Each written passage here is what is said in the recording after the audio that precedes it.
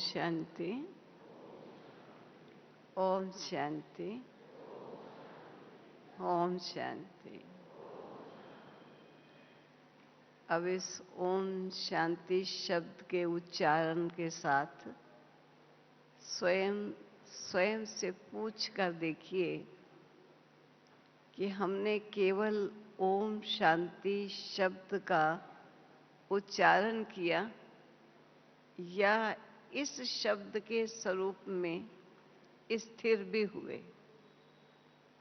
क्योंकि बाबा हम बच्चों को सदा यही कहते हैं कि ज्ञानी बच्चों का एक शब्द भी निरर्थक नहीं होना चाहिए, अर्थ सहित होना चाहिए और उस अर्थ स्वरूप में स्थिर हो, उस शब्द की वास्तविकता का अनुभव होना चाहिए। इसलिए कभी कोई बात कहते हैं 1 2 3, मानो थर्ड टाइम उस बात को अब लागू कर लेना है। इसलिए मैंने भी 3 बार ये शब्द का उच्चारण किया, क्योंकि प्रथम है कि चलो आपने ओम शांति शब्द बोला, सेकंड फिर रिमाइंडर मिला कि ये शब्द नहीं लेकिन ये हमारे स्वरूप की स्मृति है। थर्ड फिर रिमाइंडर मिला कि ये स्वरूप की स्मृति नहीं है, ये स्मृति में स्थित होने का आवाहन है। अब हम देखें, हमने इन शब्दों को सुना या सुन करके इस स्वरूप की स्मृति में स्थित हुए। इसलिए बाबा हमेशा कहते हैं कि बच्चे ये महामंत्र है तुम्हारा ओम शांति। अगर इतना भी हर समय याद रहे कि मैं आत्मा शांत स्वरूप हूं, तो मैं ऐसा समझती हूं कि आत्मा बड़ा सुखद अनुभव अपने जीवन में सदा काल के लिए करती रहेगी। क्योंकि आवाज कभी आती है तो ऐसा लगता है कि जब आवाज की आवश्यकता नहीं होती है तब भी हम आवाज निकालते रहते हैं। तो ये हमारा बोलना, आवाज करना हमारी शक्ति का क्षय होना है। क्योंकि शांति बहुत बड़ी शक्ति है जो आत्मा को सुखद अनुभव कराती है। परंतु कभी कभी बिना किसी अर्थ के और बिना किसी बात के अगर हम बोलते हैं या वाचा में आते हैं तो हमारी शक्ति का बड़ा व्यय हो जाता है।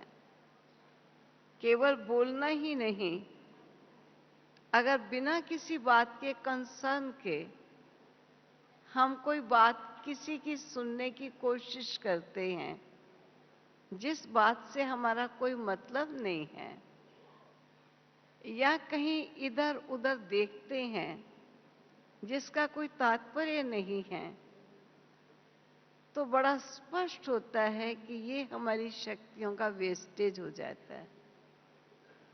और कई बार जब मधुबन जैसे महान स्थल से वापस जाते हैं तो वापस जाने पर भी कईयों को कुछ नवीनता के अनुभव नहीं होते, तो वे उन नवीनताओं का जीवन अपना नहीं पाते।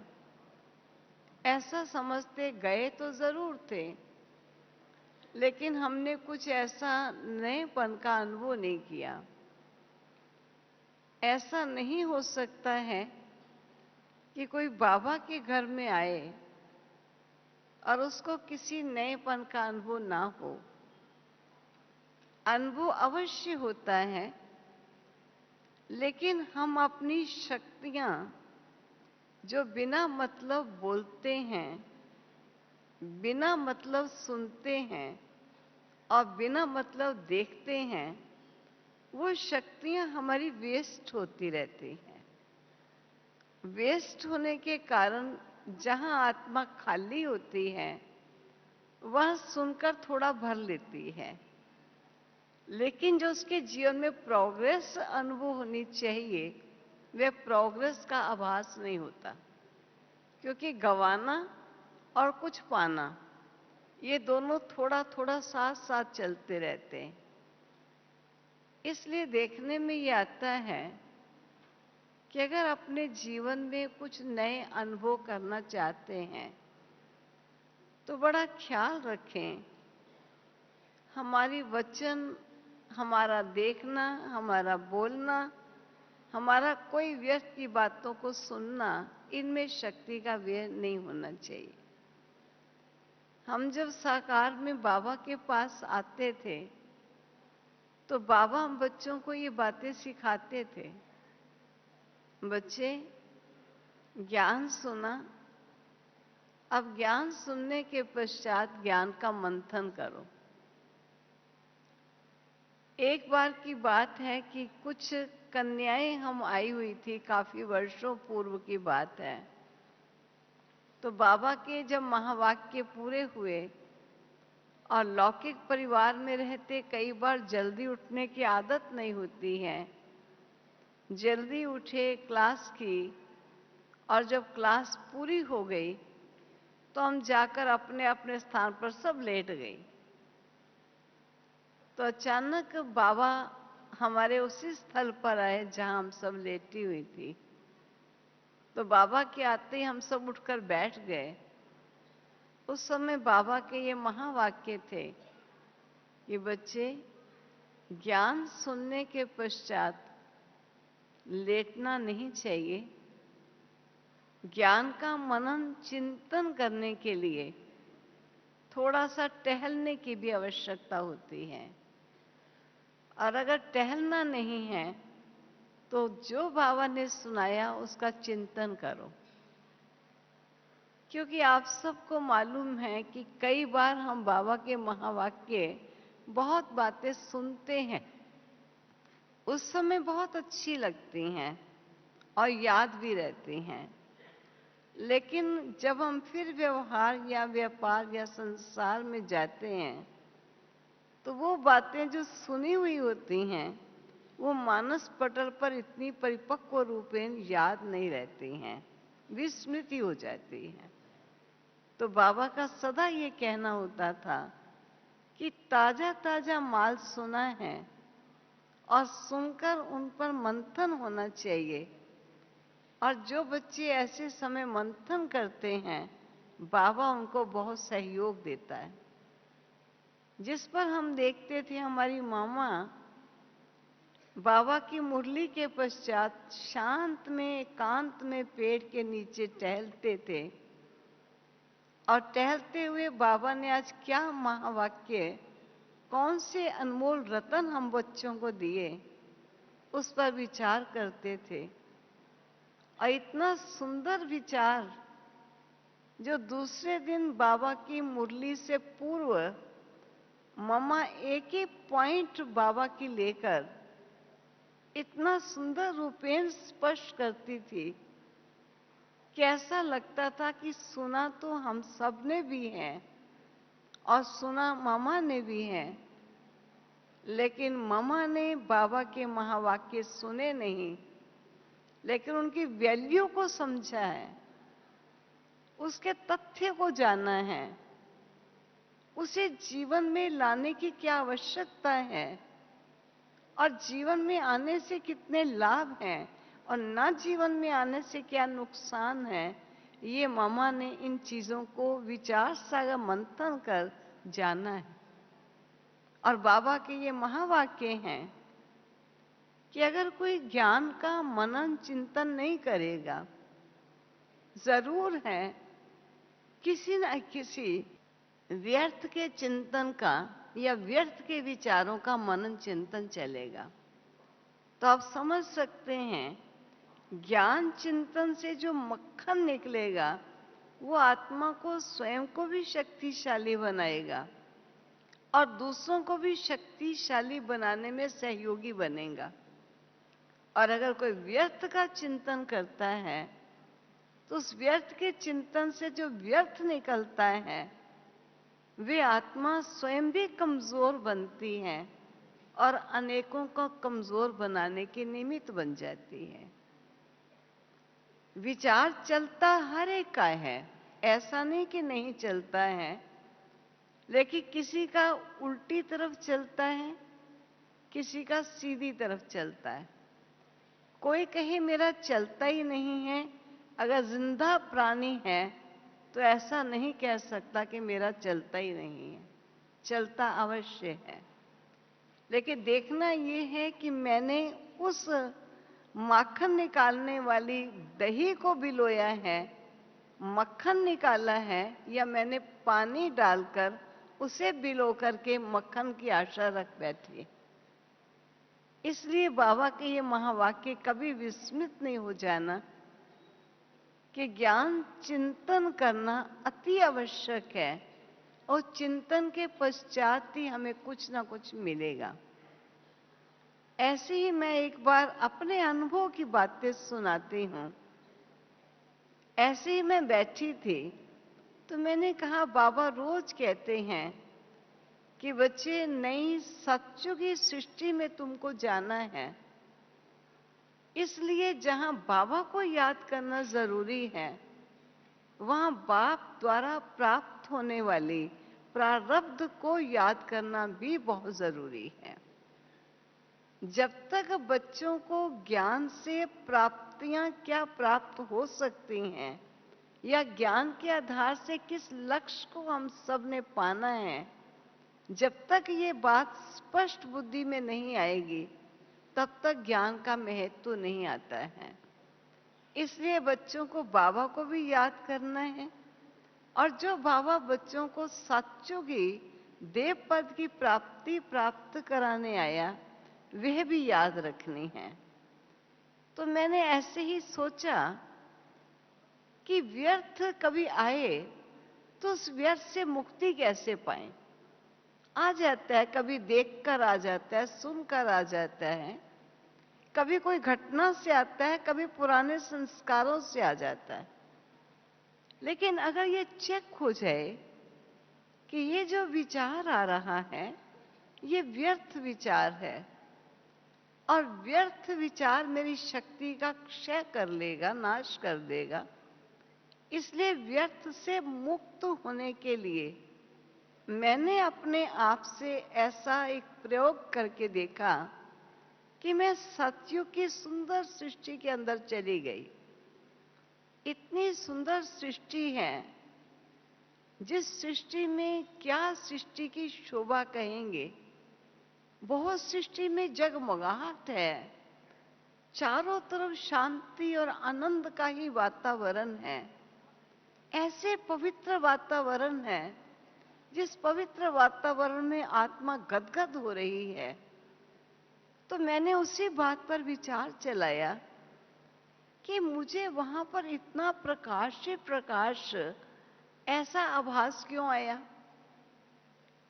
तो उस विचार चलाने पर बड़ी अच्छी बात जो मुझे उस समय बुद्धि में आई, तो मुझे बाबा की बात याद आई कि विचार चलाओ बच्चे, तो तुम्हें सत्यता बहुत स्पष्ट सामने आनी शुरू हो जाएगी। तो मुझे एकदम ऐसा स्पष्ट हुआ कि आज के इस वातावरण में इतना पॉल्यूशन है, इतना प्रदूषण फैला हुआ है कि इस कदर मिट्टी के कण, धुएं के कण, रेती के कण, फैक्ट्रीज के इस प्रकार के गैसेस चारों तरफ फैली होती हैं, जिससे हमारे सूर्य की प्रकाश या चंद्रमा का प्रकाश जैसे कि जो रियल प्रकाश होता है, वो प्रकाश हम तक पहुंच नहीं पाता, और हम उस प्रकाश का परिपूर्ण रूपेण अनुभव नहीं कर पाते, क्योंकि उसे चारों तरफ के धूली कण, गैस और इस प्रकार का पोल्यूटेड वातावरण उस लाइट को, रियली लाइट हमारे पास आने नहीं देता है। लेकिन मुझे सतयुग की दुनिया में इतना सुंदर प्रकाश से प्रकाश की दुनिया का क्यों अनुभव हुआ। तो फौरन विचार चलता है कि सतयुग की सृष्टि वो सृष्टि है जहां ना केवल मानव सतोगुणी है, लेकिन प्रकृति भी सतो प्रधान है। और सतो प्रधान प्रकृति का मतलब किसी प्रकार की तामसिकता ना मानव के विचारों की है और ना प्रकृति के किसी तत्व की है। तो जब किसी प्रकार का प्रदूषण ना हो, किसी प्रकार का वातावरण में ऐसी विषैली गैसेस का सारा प्रभाव ना हो, कोई ऐसे तंत्र जो एक मैले से तंत्र जैसे धुएं से या गैसेस से या प्रदूषण से उत्पन्न होते हैं, वो सब चीजें ना हो, तो हमारा चंद्र और सूर्य कितनी सुंदर चमक दिखाएगा। आज ही हम देखकर अपना अनुभव करते हैं कई बार कि जब कभी वर्षा बड़ी तेज आती है और तेज वर्षा आने पर कई गैसेस जो हमारे वातावरण में होती हैं, कई धूलिकण जो वातावरण में छाए होते हैं, वो जब थोड़े समय के लिए एक थोड़ी सी स्वच्छता आती है, तो आप उस समय का चंद्रमा की चांदनी देखिए या सूर्य का प्रकाश देखिए या तारों की चमक देखिए, वो बड़ी निराली सी होती है, अलग प्रकार की होती है। केवल चंद्रमा ही नहीं चमकता, लेकिन उसके आसपास लाइट से घिरा हुआ चंद्रमा देखने में आता है।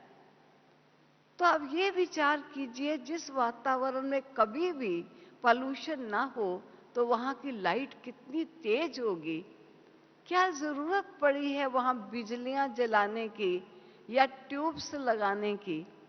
घर में हीरे जड़ित हैं, इमारत अंदर भी हीरे जड़ित है, बाहर भी हीरे जड़ित हैं। और बाबा कहते हीरे भी ऐसे जैसे ईंटें होती हैं, इस प्रकार सोने की ईंटें हैं, जड़ित हीरे हैं और बड़ा तेज प्रकाश है।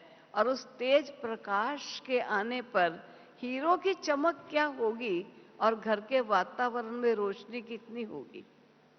तो वहां कोई आर्टिफिशियल लाइट लगाकर रोशनी करने की जरूरत नहीं। दिन में सूर्य का प्रकाश है तो रात को चंद्रमा और तारों का प्रकाश। तो कैसे नेचुरल जीवन होगा, कितना सुंदर जीवन होगा। तो जब ऐसा दृश्य देखा तो ऐसा लगा थोड़ा और देखूं, मेरी सच्चों की दुनिया कैसी दुनिया होगी। फिर मैंने सेकंड दृश्य देखती हूं कि क्या हमारे उस महलों मकान के अंदर कोई चित्र आदि लगे हुए होंगे। जैसे आज कोई भी घर किसी चित्र से खाली नहीं होगा। चलो ज्ञानी बच्चों ने शिव बाबा का चित्र लगाया या श्री लक्ष्मी नारायण का लगाया, या ज्ञानी लोगों ने कोई सुंदर सीनरी या कोई ऐतिहासिक स्थल या किसी देश का कोई विशेष स्थान जिसका चित्र अपने घर लगा के घर की शोभा बना ली। लेकिन हमारा संसार ही ऐसा है, हमारे आसपास का वातावरण ही ऐसा है कि चारों तरफ मुझे सुंदर सुंदर दृश्य दिखाई दे रहे हैं। तो उसके फोटो खींच के लगाने की क्या जरूरत पड़ी है।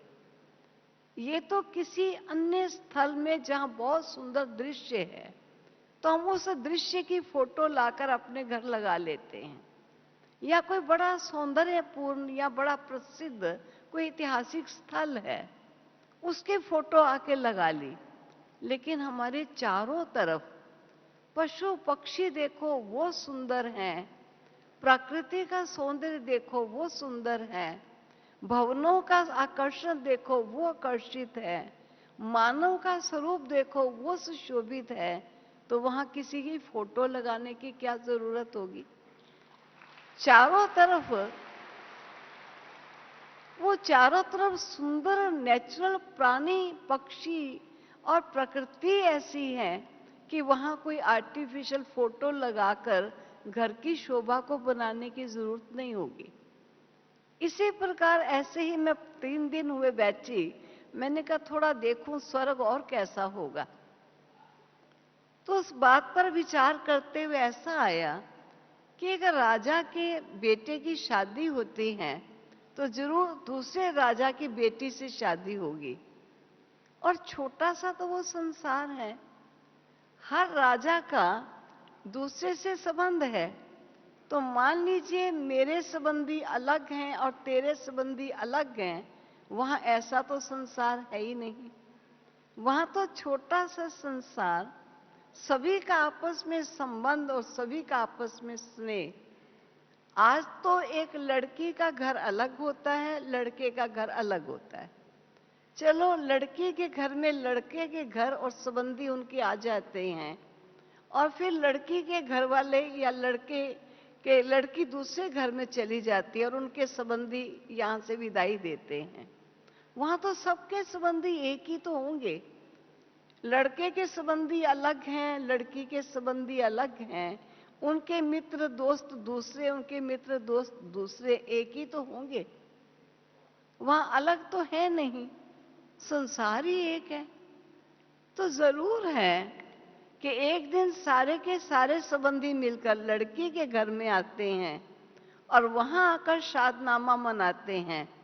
और एक दिन सभी, जब लड़की दूसरे घर में जाती है, तो सभी वही लोग वहां चलते होते हैं और वहां शादनामा मनाते हैं, जिसके रिवाज आज तक चल रही है कि शादी करके लड़के वाला जब लड़की ले जाता है तो कहते हैं आज हमारे यहाँ रिसेप्शन है।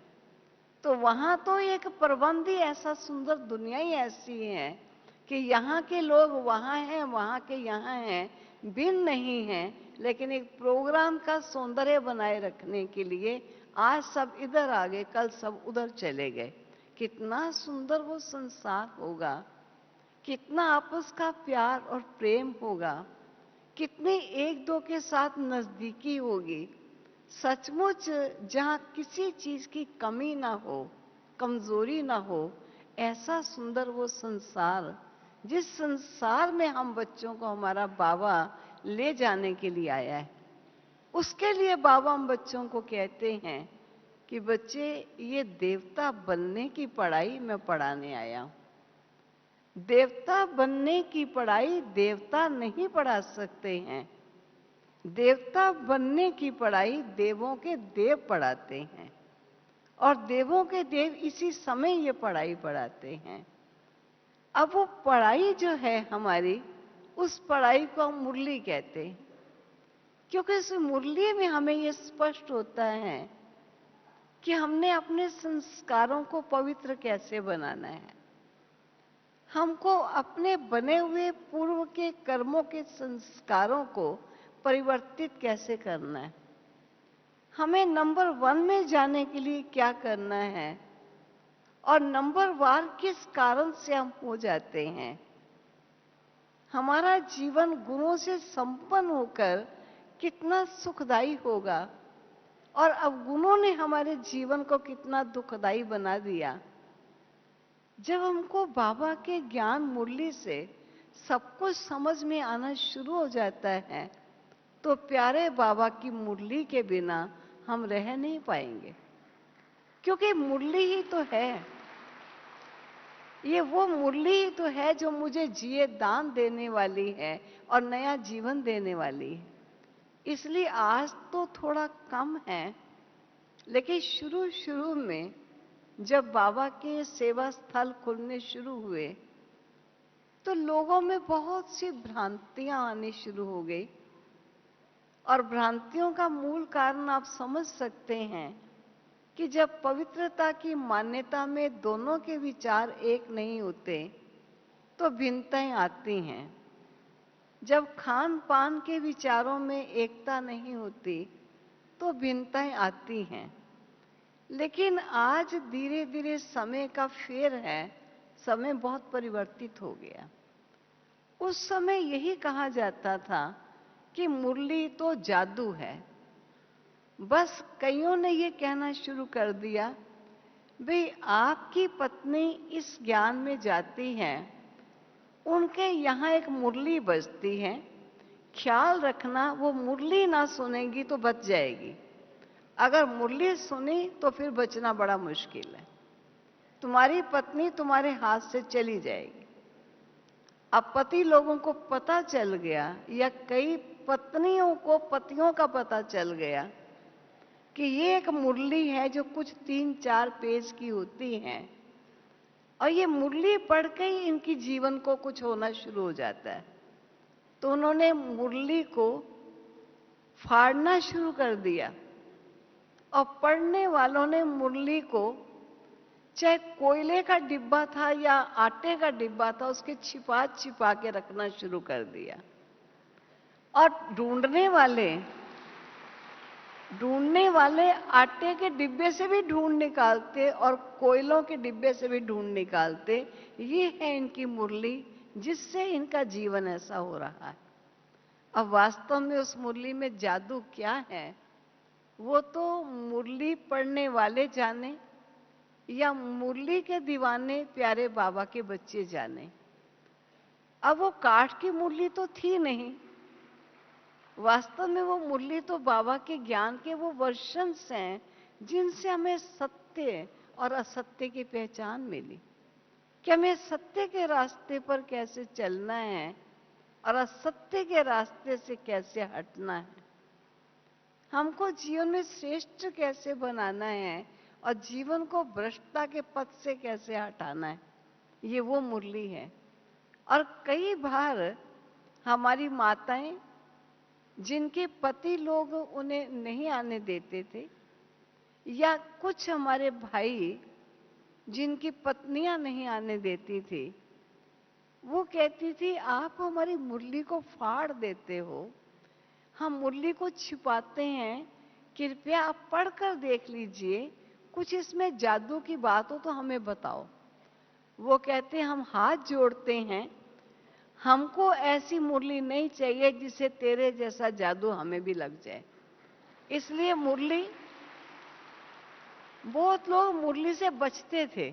मुरली नहीं कभी पढ़ना, ध्यान रखना, अगर आपने मुरली पढ़ दी तो गए, क्योंकि मुरली पढ़ के तो चले जाते हैं। तो वास्तव में देखा जाए तो मुरली क्या है, जिसका गायन तो बहुत है कि गोपियां मुरली की तान सुन करके अपना घास चरना गैया भी छोड़कर मुरली की तान सुनती थी, और गोपियां दीवानी होकर मुरली की तान सुनने चल पड़ती थी। अब पता चलता है कि वो मुरली कोई काठ की मुरली नहीं थी, वे मुरली वास्तव में वो ज्ञान की वो वीणा थी, ज्ञान की वो तार थी, ज्ञान की वो सुगंध थी, ज्ञान की वो संजीवनी बूटी थी, जिसने जीवन का निर्माण किया। और आज सचमुच उसी मुरली के दीवाने प्यारे बाबा के बच्चे मुरलीधर के घर आकर पहुंचे। मैं ऐसा कहूंगी कि मुरली का इतना महत्व होना चाहिए कि जो ही बाबा ने कहा उसी क्षण हमने अपने जीवन में उसे धारण करना प्रारंभ कर लिया। आप बाबा की शक्ति का अपने जीवन में अनुभव करेंगे कि वो शक्ति, जिस शक्ति के द्वारा ज्ञान की इस पॉइंट को धारण करना मेरे लिए मुश्किल था, लेकिन मैंने बाबा की बात सुनते ही ये मन में संकल्प लाया कि इस बाबा की आज्ञा को मुझे जीवन में धारण जरूर करना है। और आप जीवन में धारण करने शुरू कर दिया। आप अपने जीवन से धीरे धीरे अनुभव करेंगे कि आपको इतनी शक्ति की प्राप्ति होगी और ज्ञान की इतनी स्पष्टता होती चली जाएगी कि आप उसे सहज जीवन में धारण कर सही अनुभव प्राप्त कर सको। बाबा कई बार हमको कह रहे हैं, कई बच्चे कहते योग तो लगाते हैं, लेकिन जो योग का अनुभव होना चाहिए, ऐसा अनुभव हमें होता नहीं है। या कोई कहते हैं हमेशा नहीं होता, कभी कभी होता है।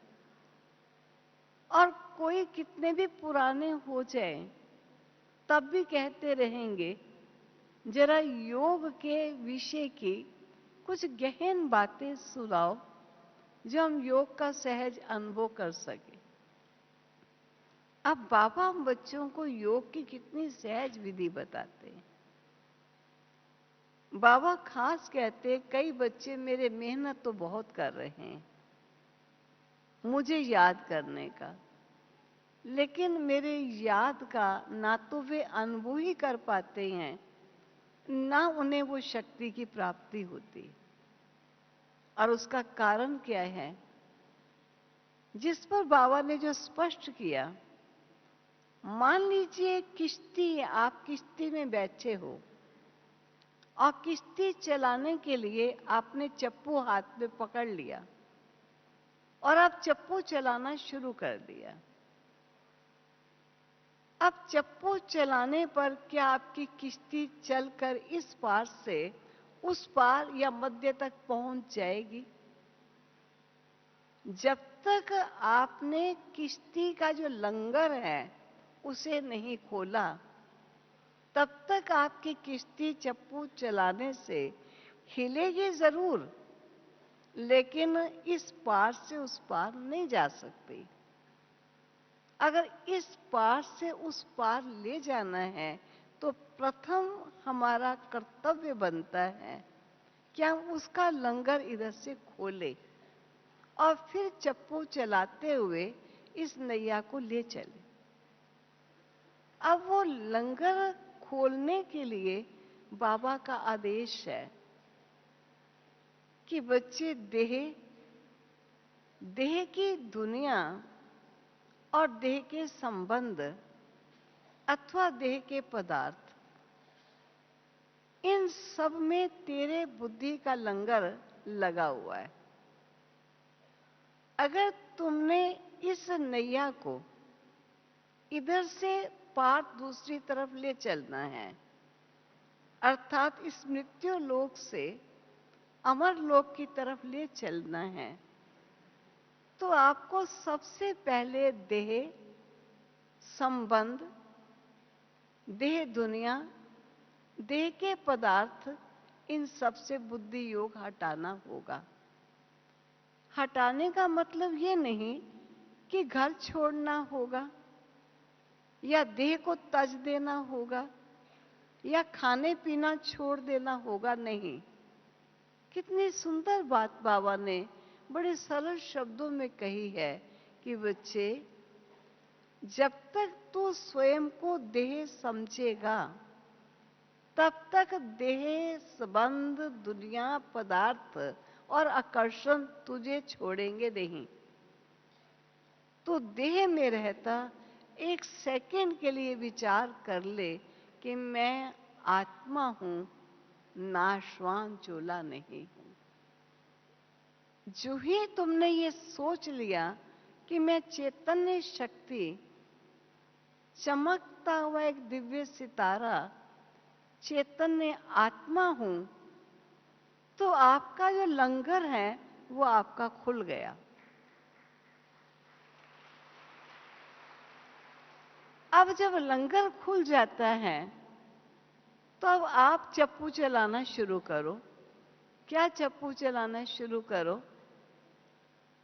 सर्वप्रथम अपने उज्जवल दिव्य पावन स्वरूप की स्मृति कि मैं कितनी शुद्ध आत्मा हूं, कितनी शांत आत्मा हूं, कितनी पवित्र आत्मा हूं और कितनी प्रेम में शक्ति संपन्न आत्मा हूं।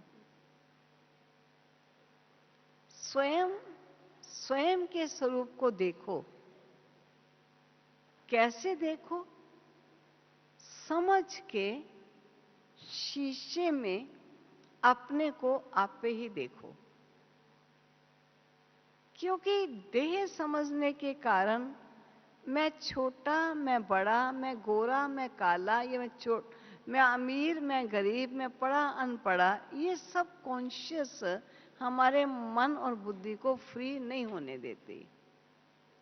इसलिए बाबा कहते हैं मन और बुद्धि को फ्री करने के लिए सबसे पहले अपने स्वरूप में आओ और फिर स्वरूप को निहारो। तेरा निज का स्वरूप कितना शांत, कितना शुद्ध, कितना पवित्र और कितना निर्मल है। तू शक्ति संपन्न आत्मा है, क्योंकि तू सर्वशक्तिवान का पुत्र है। शेर का पुत्र शेर होगा, शेर का पुत्र गीदड़ नहीं होगा। तो मास्टर सर्वशक्तिवान है, मास्टर आनंद का सागर है, मास्टर प्रेम और सुख का स्वरूप है। तो अपने स्वरूप को बार बार स्मृति में ला और देख जरा अपने स्वरूप को। देख ही नहीं, स्वयं को स्वयं उस सत्य स्वरूप का अनुभव करने की कोशिश कर। क्योंकि बहुत समय से देह समझने के कारण वो अनुभव हमारे बहुत पुराने और नेचुरल बन चुके, जबकि वो हम हैं नहीं। लेकिन हमने वो टाइटल्स, वो कॉन्शियसनेस, वो देह और देह के संबंध और देह दुनिया की सब बातों को अपना समझने के कारण बुद्धि को उन्हीं में इंगेज किया हुआ है। अब बाबा ने हम बच्चों को हमारे स्वरूप की पहचान दे दी। अब मुझे केवल अपने स्वरूप की पहचान नहीं करनी, लेकिन अपने स्वरूप की पहचान के बाद मुझे इस देह की दुनिया से, जब मैंने लंगर तोड़ा ही है, तो मुझे चलना है इस देहिक लोक से उस परलोक की तरफ। मेरा ये किनारा छूटेगा, वो किनारा जिस पर मुझे पहुंचना है। अब कैसे पहुंचे? तो उस बात पर आप थोड़ा सा विचार कीजिए। जब हमारे कोई अंतरिक्ष यात्री अंतरिक्ष में जाते हैं, स्पेसशिप में जाते हैं या चांद पर जाते हैं, तो उसके लिए उन्हें रॉकेट का आधार लेना पड़ता है। रॉकेट में किस प्रकार, वो एक बॉक्सा सा है जिसको हमने पूरा देखा, जहां से रॉकेट जाते हैं और कैसे वो उसके अंदर बैठ जाता है। और बैठता भी ऐसा रूप उसका दिखाया है, कहते जैसे गर्भ में एक बच्चा बैठा होता है, पड़ा हुआ, इस प्रकार वो है। लेकिन कैसे वो रॉकेट उनको वहां तक, स्पेसशिप तक ले गया, और वो जो बॉक्स है जिसमें वो बैठा है वो वहां से छोड़ देता है, और वो प्राणी जो अंतरिक्ष यात्री है वो उस डिब्बे के अंदर वहां चला जाता है। और वहां जाकर के फिर वो उस डिब्बे से भी अलग हटके उस अंतरिक्ष का या चांद का वो अनुभव करता है। तो हमको ऐसा लगता है कि हमें बाबा ने विशेष कहा कि बच्चे, तेरा रॉकेट तेरी आकारी प्रकाश की काया है। तो जिस समय अपने को आत्मा समझता है, तो आत्मा समझते ही ये हार्ड मांस का पिंजर ये अपनी बुद्धि से हटा ले, एकदम ऐसा सामने ला, एक प्रकाश ही प्रकाश का आकार है। और इस प्रकाश के आकार में मैं ज्योति स्वरूप आत्मा, जो इस साकार लोक से परे मूल वतन की तरफ जा रही हूं। प्रकाश की आकार, कोई भी चीज तेरे इस आकार को रोकने वाली नहीं है। क्योंकि कहा भी गया है कि फरिश्ते सबको देख सकते हैं, फरिश्तों को ना कोई देख सकता है, ना उन्हें कोई रोक सकता है। इस प्रकार जैसे एक लाइट के आकार में मैं आत्मा, मन और बुद्धि की उड़ान इस साकार वतन से मूल वतन की तरफ ले चली। और वो वतन जिसकी मुझे पहचान है कि वो सूक्ष्म वतन से भी परे, जो केवल प्रकाश ही प्रकाश का वतन है, जहां पांचों तत्वों का कुछ स्पर्श मात्र भी नहीं है। अब इन तत्वों के लोक से परे वो छठा ज्योति में तत्व, जिस ज्योति में तत्व में ज्योति बिंदु प्यारे बाबा, जो मुझ आत्मा के निरंतर स्तोत्र हैं, सर्व शक्तियां देने वाले दाता। मैं डायरेक्ट उनके पास जा रही हूं और जो ही आत्मा इस लाइट ही लाइट के आकार में मन और बुद्धि के आधार से उड़ान भरती है और जो ही सामने मूल वतन देखती है तो उसको लाइट का आकार जैसे छूट गया, जैसे वो रॉकेट छूट जाता है, नीचे आ जाता है, केवल प्राणी वहां रह जाता है। ठीक इसी प्रकार ये लाइट का आकार मेरा छूट गया। अब मैं केवल चमकता हुआ एक हीरा, एक सितारा अपने मूल वतन में अपने प्यारे बाबा के सन्मुख विराजमान। भाई सभी नहीं ताली बजाओ, हमारे एक भाई कोई आए हुए हैं जो ताली शुरू कर देते हैं और सभी फिर बजा लेते हैं। भाई आप ज्यादा खुशी ना प्रकट करो, ये शांति से सुनने की चीजें हैं, तो थोड़ा ध्यान रखिए।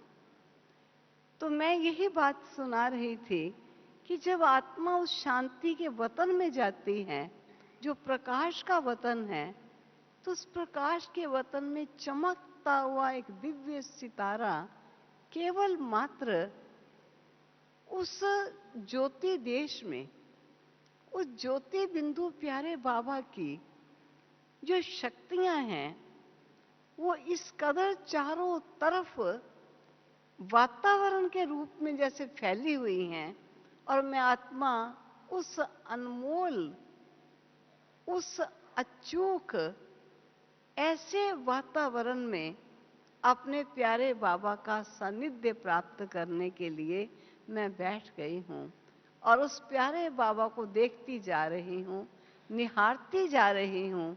ये है मेरे वो बाबा जिनकी मैं संतान हूँ और जिस संतान ने बहुत समय अपने आप को देह समझकर विस्मित कर दिया था अपने घर और अपने पिता को।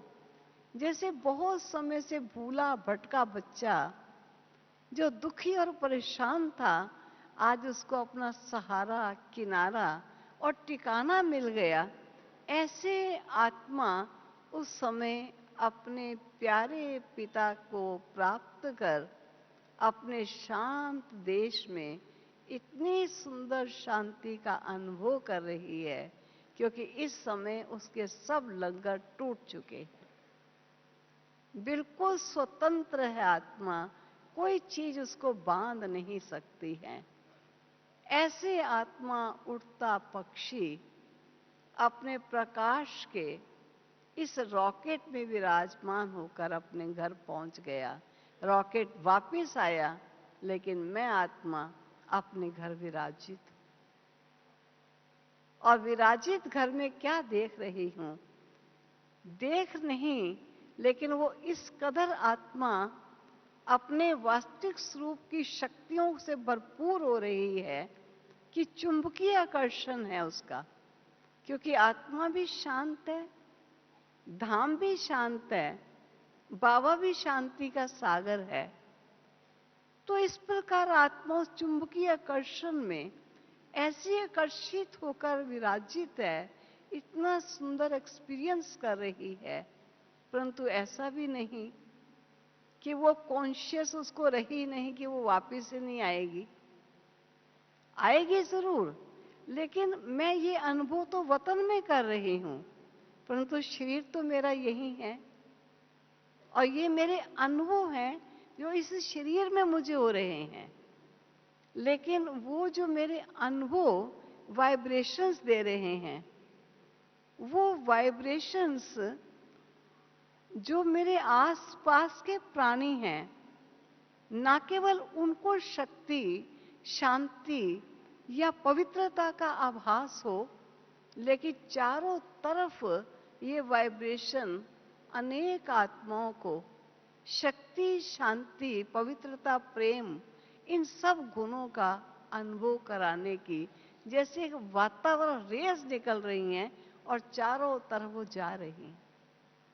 कई लोग ऐसा कहते हैं, हमको याद है जब शुरू शुरू में अपना 5 का ग्रुप विदेश सेवा पर गया, तो उस समय अमेरिका का एक अनुभव सुना रहे थे कि जब एक स्थान पर मेडिटेशन पर लोगों को बिठाया और सारा समझा के उनको योग कैसे करना है, उस योग के अनुभव के लिए कहा कि 5-7 मिनट हम ऐसे बैठेंगे और बिठाया गया।